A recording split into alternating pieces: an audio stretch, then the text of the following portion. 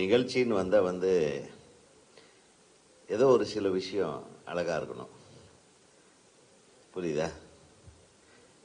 ஆனால் இங்கே பார்க்குறதுல எனக்கு ரொம்ப அழகாக தெரிகிறது பத்திரிகை ஊடக நண்பர்கள் தான். ஏன்னா ஒன்றும் இல்லை, ஒரு சின்ன கேரக்டரில் நடித்ததையே என்னை நல்லபடியாக நீங்கள் எழுதுனதுனால நிறைய பேர் என்னை ஃபோனில் தொடர்பு கொண்டு நல்லா நடிச்சிருக்கீங்க. என்னால் நான் நடிக்கவே இல்லை, சும்மா ஜஸ்ட் லைக் தட் அப்படியே பேசிட்டு வந்தேன். இப்போ அதுதான் நடிப்புங்கிறாங்க போல இருக்கு.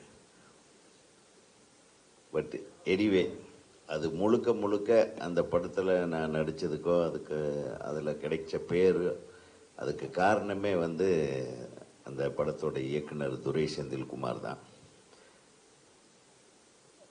உங்களுக்கு மீண்டும் எனது இரு கரம் கூப்பி எனது நன்றியை தெரிவித்துக் கொள்கிறேன். பித்தளை மாத்தி படத்தோட இந்த ட்ரெய்லரு 2 சாங்கையும் பார்த்தோம். மிக பிரமாதமாக பண்ணியிருக்காங்க அந்த தம்பி. மாணிக்க வித்யா, மாணிக் பாஷா மாதிரி மாணிக் வித்யா இல்லை, பெருசாக வருவேனே. சூப்பர், வாழ்த்துக்கள். இந்த படத்தில் கேமராவும் நடிகர்களும் எங்கேயும் நிற்கவே இல்லை, ஆடிட்டே இருக்காங்க. ஒரு மிகப்பெரிய ஆட்டக்காரராக இருப்பார் போல் இருக்கு. இந்த ஆட்டக்கார நாயகனுக்கு என்னுடைய மனமார்ந்த வாழ்த்துகள். தைரியமாக இந்த படத்தை பித்தளை மாத்தி என்ற ஒரு அழகான டைட்டில் வச்சுருக்கீங்க. அது ஒரு வித்தியாசமான டைட்டிலாக இருக்குது. இந்த டைட்டிலு தமிழ் டைட்டிலாக இருக்குது. இப்போ நிறைய படங்களில் தமிழை தேட வேண்டியதாக இருக்குது. கலைஞர் அவர்களும் புரட்சி தலைவி அம்மா அவர்களும் தமிழில் டைட்டில் வச்சா வரி விலக்குனாங்க. இப்போ அந்த வரியெல்லாம் தேவையே இல்லைன்ட்டாங்க, வரி விலக்கே வேண்டான்ட்டாங்க. உங்களுக்கு ஆளுக்காள் என்னென்னலாம் இப்போ கொஞ்ச நாளாக பார்த்தீங்கன்னா டைட்டில்களில் பார்த்தீங்கன்னா யூட்டர்னு, சிக்னலு, டிராஃபிக்கு, இவங்க இப்போ டைட்டிலே கிடைக்கலைங்க பாவம். ரோட்டில் வரும்போது ரோட்டில் யூட்டர்ன் வருது, சிக்னல் வருது, இப்படி எல்லாம் டைட்டில் வைக்கிறாங்க. உங்களுக்கு தெரியும்ல, நல்ல டைட்டில். அதில் கொஞ்ச நாளைக்கு முன்னாடி யாரோ சொல்ல கேள்விப்பட்டேன், தமிழில் வார்த்தைகள் இல்லையா, வைரமுத்து சாருன்னு நினைக்கிறேன். தமிழில் எவ்வளோ அழகான வார்த்தைகள் இருக்கு. நல்ல பாரு, பித்தளை மாத்தி அப்படின்னு ஒன்று வச்சிருக்காரு.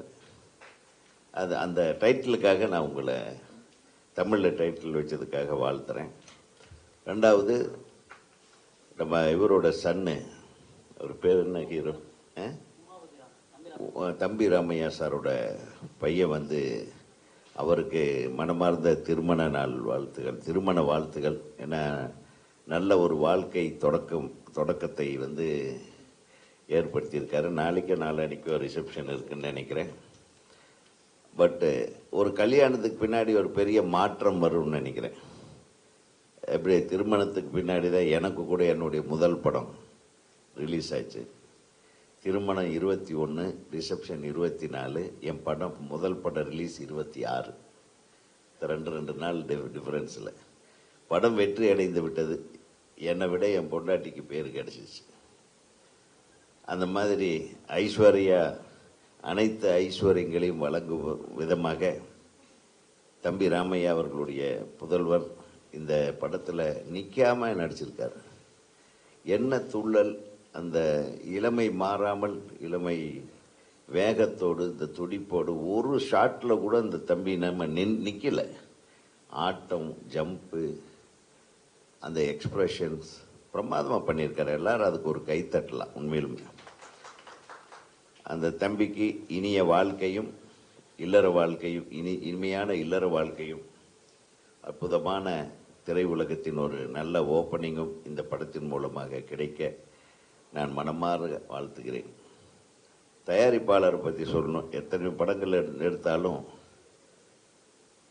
இந்த படத்தை ஏதோ வெற்றி படம் ஆக்கணுன்ற ஒரு முயற்சியிலேயே அவர் இறங்கி வேலை செஞ்சிட்ருக்காரு. கவலைப்படாதீங்க, ராஜண்ணன் வந்தால் தமிழ் திரையுலகமே வந்த மாதிரி. அவர் தொடாத எல்லைகள் கிடையாது. அவர் அவ்வளோ நல்ல மனிதர். அவர் உண்மையிலே சொல்கிறேன், மனசில் இருக்கிறத பேசக்கூடிய ஒரே சினிமாக்காரன் அவர் தான். நம்ம கூட சில டைமில் இடம் பார்த்து பேச வேண்டியதாக இருக்கும். ஏன்னா நம்ம பேசின சர்ச்சைக்குரிய விஷயங்கள்லாம் போயிடுது, நல்ல விஷயத்த பேசினா கூட. ஆனால் இந்த திரைப்படத்தை பொறுத்தவரையிலும் உங்களுக்கு நல்ல உள்ளங்கள் இவங்கெல்லாம் இருக்காங்க இல்லையா, அழகு வந்து வெளி தோட்டம் மனசு இதய அழகும் கூட அதிகமாக இவங்க நம்ம பத்திரிகை நண்பர்கள் வைத்திருக்காங்க. சின்ன படங்கள் எல்லாம் ஓடணும்னு நினைக்கிறவங்க. அதனால நிச்சயமாக உங்கள் திரைப்படம் இப்போ பார்த்தப்போ இருந்த துள்ளலோடு மிக வெற்றிகரமான ஒரு திரைப்படமாக இது வரும் என்ற நம்பிக்கை எனக்கு இருக்கிறது. ஆக மொத்தத்தில் இப்போ திரை உலகம் திரும்பி மீண்டு எழுந்து வருகிறது மாதிரியே ஒரு தோற்றம். ஏன்னா கொஞ்ச நாளாகவே இந்த திரைப்படங்கள் ரிலீஸ் ஆகிற எண்ணிக்கை அதிகமாகுது, வெற்றி படங்களுடைய எண்ணிக்கை குறைவாக இருக்கிறது. ஆனால் இப்போ நான் நடித்ததுக்காக சொல்லல, அந்த கருடன் என்ற திரைப்படத்தின் வெற்றியை பார்க்கும்போது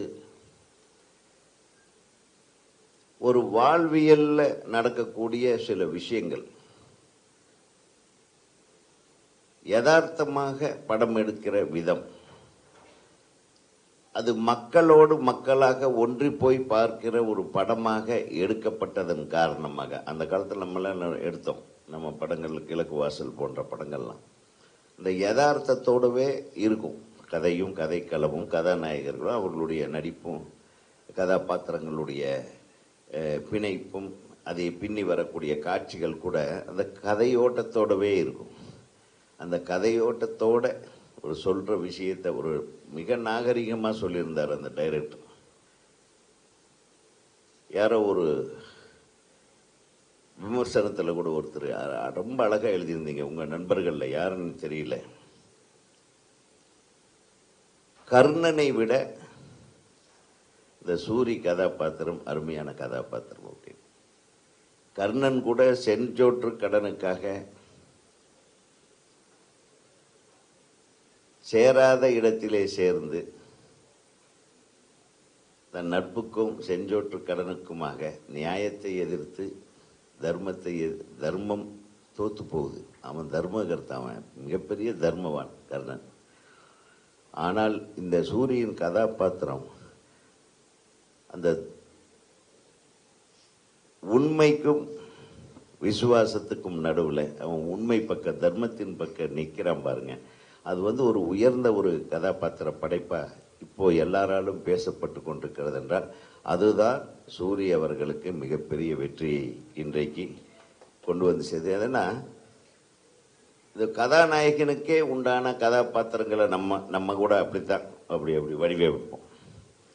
இது கதையின் பாத்திரமே ஒரு நாயகனாக மாறுகிறான். அதுதான் ஆர்டினரியாக ஒரு கேரக்டரை எடுத்துட்டு அந்த கேரக்டரை சாதாரணமாகவே கொண்டு வந்து அது கடைசியில் அந்த ஹீரோயிசத்தை காட்டுறான். ஹீரோயிசம் என்னென்னா அவன் வாய்மையின் பக்கம், உண்மையின் பக்கம், நேர்மையின் பக்கம் நிற்கிறான் என்பதுதான் அந்த கதை, வேற ஒன்றும் இல்லை. அது சொன்ன விதம் இன்றைய மக்களால் மிகவும் பாராட்டப்படுகிற விதம். அந்த மாதிரி இதில் ஒரு முக்கியமான விஷயம் இருக்கிறத நான் உணர்றேன். இப்படியெல்லாம் ஆடிட்டும் பாடிட்டு இருக்கிற பையன் என்ன செய்கிறான்ன்றத இந்த படத்தோட ஒரு கதை களமாக இருக்கும்.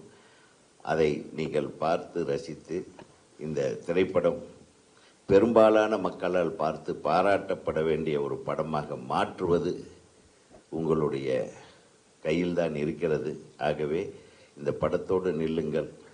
நிச்சயமாக பித்தளை மாற்றி ஒரு மிகப்பெரிய ட்ரெண்டு மாத்தியாக இருக்கும் என்று நான் வாழ்த்தி நன்றி கூறி விடைபெறுகிறேன். நன்றி, வணக்கம். இனிய மாலை வணக்கம். பத்திரிகை நண்பர்கள், ஊடக நண்பர்கள் எல்லாருக்குமே வந்து என்னுடைய அன்பான வாழ்த்துக்களை தெரிவிச்சுக்கிறேன். ப்ரொடியூசர் சார் வந்து கேட்ட மாதிரி தான் பித்தளை மாற்றி படத்தை வந்து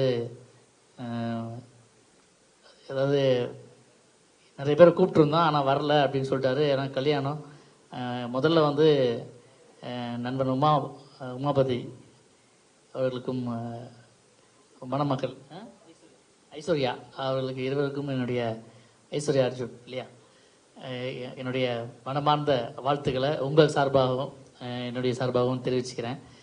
ஒரு திருமண நாளன்றே திருமணம் நடக்கிற அந்த ரிசப்ஷன் அன்னைக்கே வந்து ஒரு படம் ரிலீஸ் ஆகுறது அப்படிங்கிறது வந்து ஒரு மிகப்பெரிய பிளெஸிங்னு சொல்லலாம்.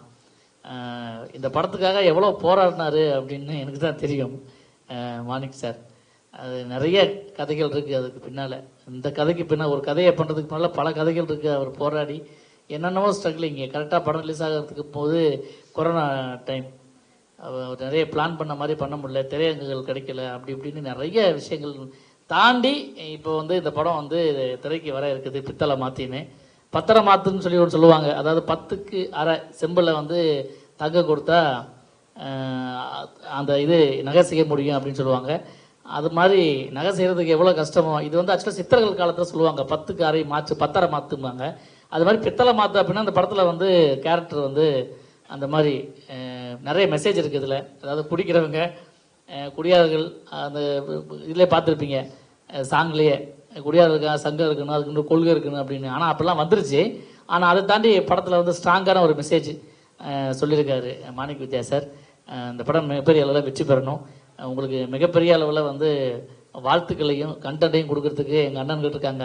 அண்ணன் மதிப்புக்குரிய இயக்குனர் ஆர் உதயகுமார் அண்ணா, அதுக்கப்புறம் என்னுடைய மதிப்புக்குரிய அண்ணன் அப்பா அவர்கள் வந்திருக்காங்க, ராஜன் சார், சொல்ல வேண்டாம். ஸோ இந்த படத்தை நல்லபடியாக ப்ரமோஷன் பண்ணி வெற்றி படம் ஆக்கணும்னு படக்குழுக்கள் சார்பாக உங்கள்கிட்ட வேண்டி கேட்டுக்கிறேன். நன்றி, வணக்கம்.